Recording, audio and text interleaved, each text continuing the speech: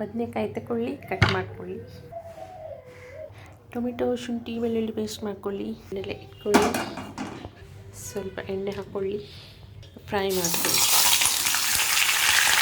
ಇವಾಗ ಇದನ್ನು ಪಕ್ಕಕ್ಕೆ ಇಟ್ಕೊಳ್ಳಿ.